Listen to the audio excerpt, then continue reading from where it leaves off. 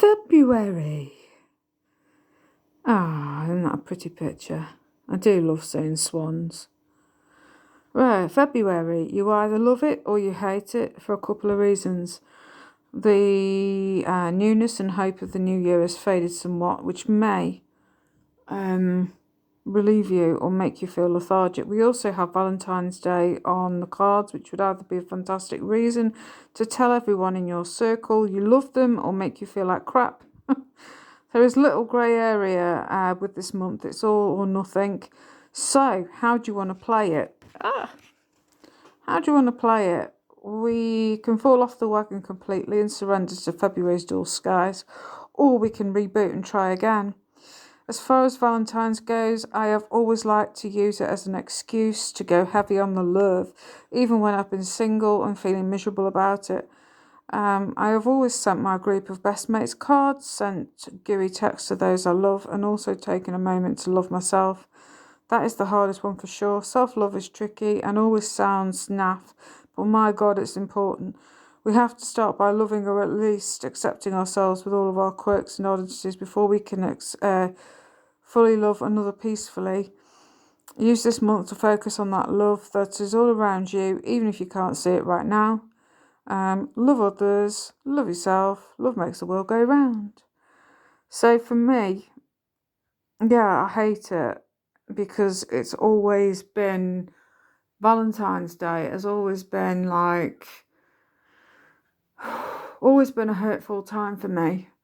I've wanted the best, there was once where I had my second husband turn up to the door with a dozen red roses and proposed, which was just gorgeous. So it's not been all bad Valentine's. My son was conceived Valentine's.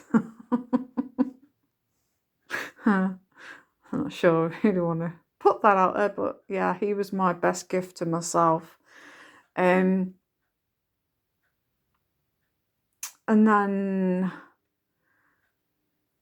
the other Valentine's is where I was taken off the checkout at where I worked at Asda, and my then fella decided to turn up with a dozen red roses, suited and booted. Everybody was like, oh, isn't this romantic? Bearing in mind, I'd only split up with my husband a short time ago. He was someone I knew from school, and he used to home in on women that were on their own, feeling vulnerable, disabled. I ticked quite a few boxes, and my head was just not in that right frame. I hated the being on my own sort of thing. And we were just friends, but then he would move himself on me all the while. I'll come round, I'll come and see you. As soon as I was on Facebook, oh, I'll come and see you. And it was just like suffocating. And then sometimes he could be really, really nice and chin the charm and all the rest of it. It wasn't a great looker, but it was just the personality, I suppose, at the time. It just made me feel a bit needed. Then he was a bit possessive. In fact, when I finished work and he'd be coming to pick me up, he'd be like, where is she? But yeah, he turned up, suited and booted, a dozen red roses, a ring, got down on one knee and proposed, and all the time he was screwing someone else behind my back, and other women as well. I never intended to marry him. I went along with the moment of saying yes. It was just a nice thing to do, and everybody was like gushing and, oh, say yes, say yeah.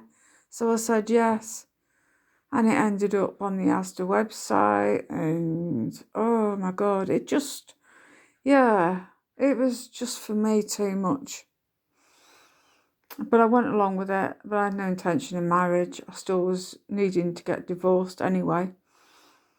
And he was trying to use me for all sorts of things, loans, and get me to buy this, sort me this out, and get me a phone contract, because he couldn't get one himself. A lot of things I said no to, but there were a few things I ended up doing that I heavily regret. But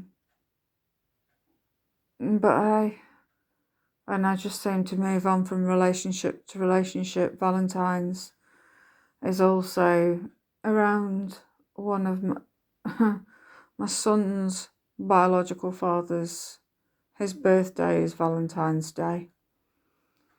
And then my last abuser of 5 years, his birthday is the day after. So it's like I can't really escape it. I can't forget about it because it's always there etched in my brain.